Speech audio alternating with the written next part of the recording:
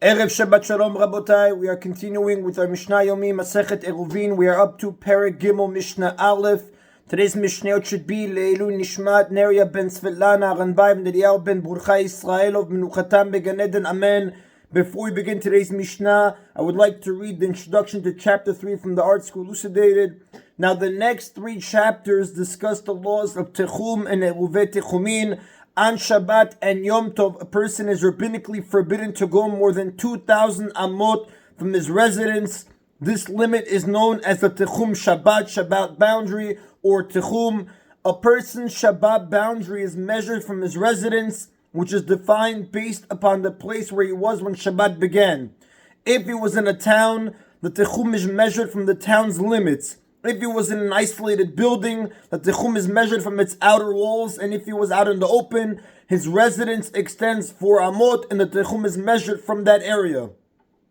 A person can change his place of residence, and therefore his Techum, before Shabbat by means of an Eruvei Techumin. He does this by putting food in a place up to 2,000 amot from his actual residence. So with respect to the laws of Techum, his residence is shifted to that place, and the Techum extends 2,000 amot from there. Now this does not give him more than the 2,000 amot limit, it merely shifts the point from which it is measured. So for example, if he places an Eruv 2,000 amot to the north of his house, he may go as far as 4,000 amot to the north of his house, 2,000 amot past the Eruv, but he may not go to the south at all, because that would take him more than 2,000 amot from his Eruv. And then we begin now with Perek Gimel Mishnah Aleph. The Mishnah states what types of food may be used for an Eruvei Techumin, the Eruv, or Shitufei Mevoot, which the commentaries explain, if several courtyards open into an alley, the sages prohibited carrying in the alley unless the residents make a Shitufei Mevoot, or Shituf. They do this by collecting food from all the residents and placing it in one of the courtyards. And a similar procedure to a Shitufei Mevoot is Eruvei Chatzerot. Just as the sages prohibited carrying in a shared alley, so did they prohibit carrying in a shared courtyard unless the residents make a Eruvei Chatzerot. So similar to a Shitufei Mevoot, this is done by collecting loaves of bread from the residents and placing them in one of the houses in the courtyard. Now our Mishnah's first ruling, the Rav explains, refers only to a Shitufei Mevoot and not to an Eruvei Chatzerot, because an Eruvei Chatzerot may be done only with bread.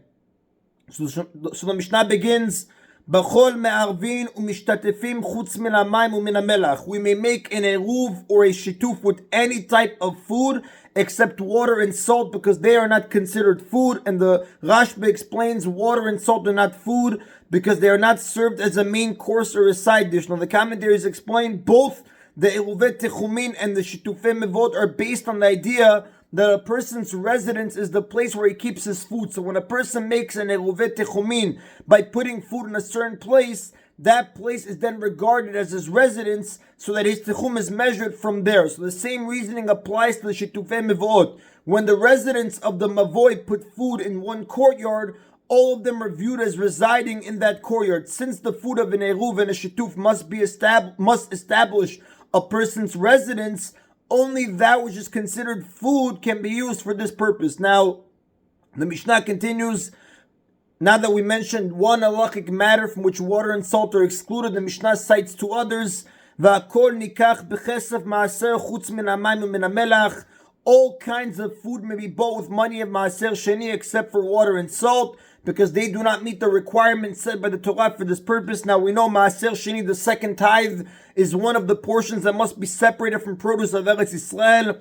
This portion must be eaten in Yerushalayim. If the owner lives far from Yerushalayim and is unable to bring the produce there, he exchanges it for money, which he takes to Yerushalayim and uses to buy food to be eaten there. And the commentators explain, the Gemara on page 27b, Masechet Eruvin, derives from a pasuk in the Torah that this money may be spent only on food that can be described as fruit from fruit, meaning it reproduces and grows from the ground, meaning it's a plant that derives nourishment directly from the soil, or it is an animal that eats such plants. Water and salt meet neither of these conditions.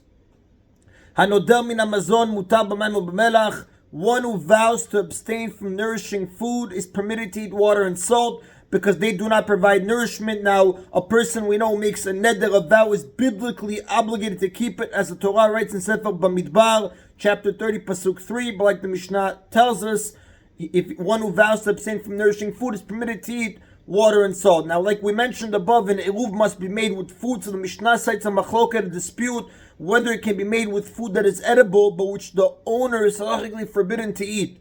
Me'arvin nazir bayayin, we may make an eruv for a nazir with wine, even though he is forbidden to drink it. Now, we know a nazir is a person who has taken a vow of nazirut, which prohibits him from drinking wine or eating any part of a grape. He is also forbidden to cut his hair or become tameh from a corpse, as the Torah says in Sefer Bamidbar, chapter 6, psukim 1 through 7.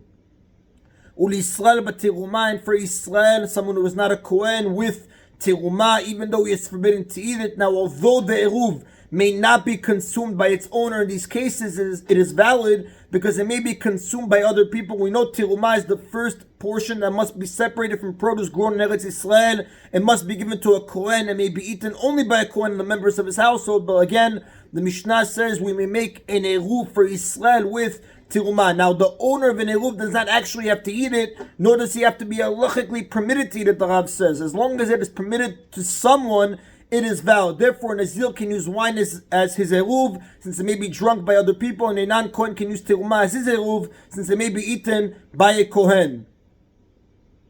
Sumchus omer b'chulin, but Sumchus says that an eruv for Israel must be made with chulin, ordinary food, and not with teruma, because an eruv is valid only if its owner is allowed to eat it. Now, Sumchus disagrees. The Rav says only in the case of a non-Kohen who uses teruma. He agrees that a Nazir can use wine as his eruv because there is a way for him to drink wine as follows. A person becomes a Nazir by taking a vow, and like most other vows, the vow of Nazirut can be annulled by a panel of 3 judges or a single qualified authority. So through the process of annulment, a Nazir can become permitted to drink wine again that very Shabbat. So Simchus only disagrees in the case of a non-Kohen who uses teruma. And the Rav does tell us, Ve'en halacha ki Sumchus, the halacha does not follow the opinion of Sumchus.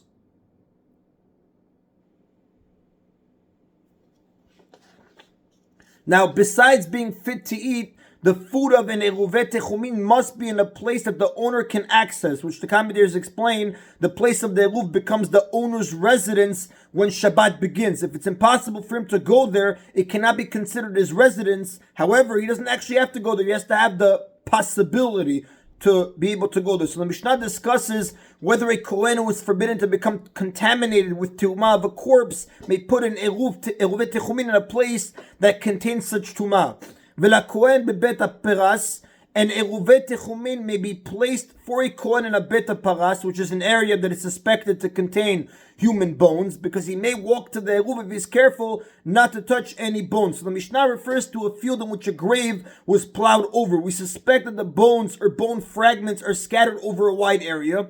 Therefore, a Kohen who is forbidden to become tameh from a corpse, as the Torah teaches in Sefer Vayikra, chapter 21, pasuk 1, may not walk there because he might touch or move a bone fragment large enough to transmit tumah. However, he is permitted to go into the field if, as he walks, he blows away the loose dirt that is on the ground in front of him, so that he will expose and see any bone fragment lying there and be able to avoid moving or touching it. Rabbi Yehuda says, it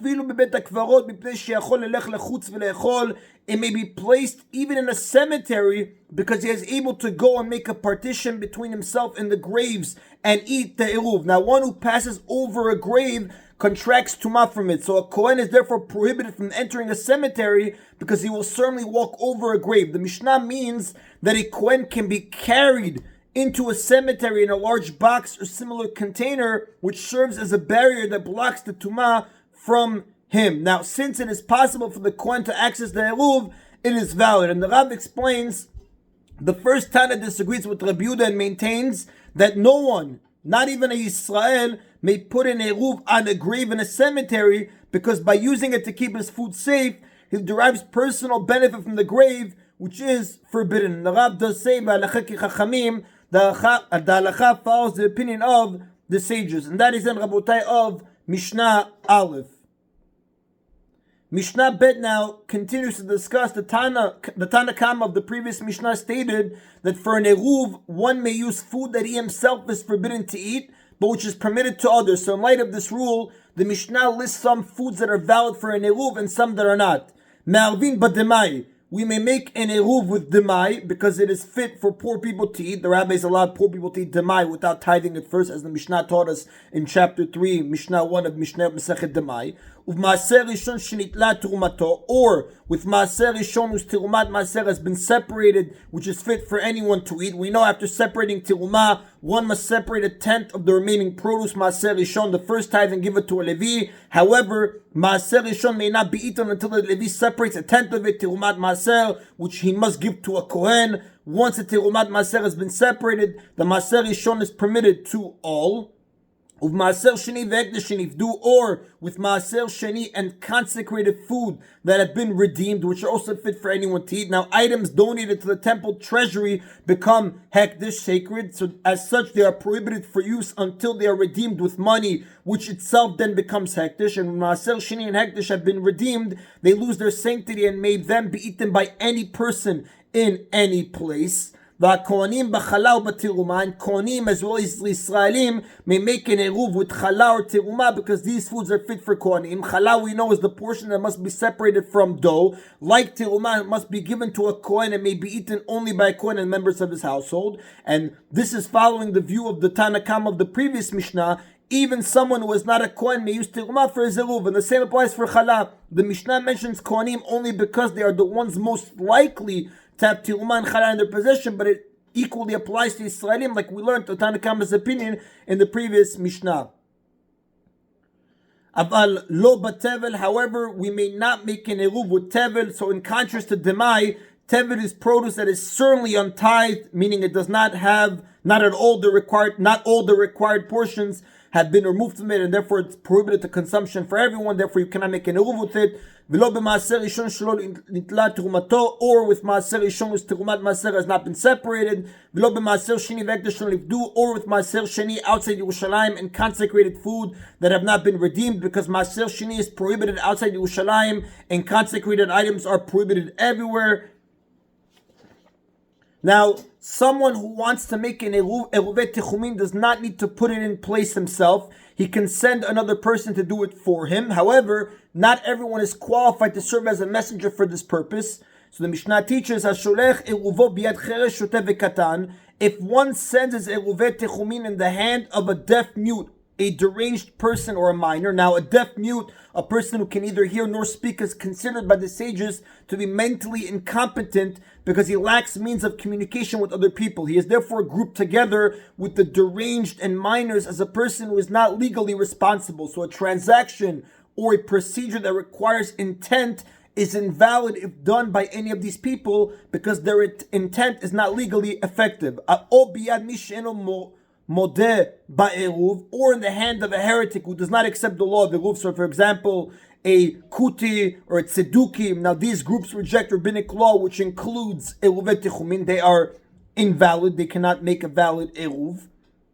Right? Eno eruv, the Mishnah says, it is not a valid eruv because one must place an eruv with the intent to make its location his residence. A deaf, mute, deranged person and minor are not capable of having this intent at a legally recognized level, and a heretic cannot be trusted to have this intent, as the Miri explains. Now, these laws are relevant only to an eruvet techumin, which requires intent because it is a legal procedure through which the owner acquires a residence. This is in contrast to an eruvet chatzerot or shitufei mevoot, for which no intent is required and anyone can be used as a messenger. However,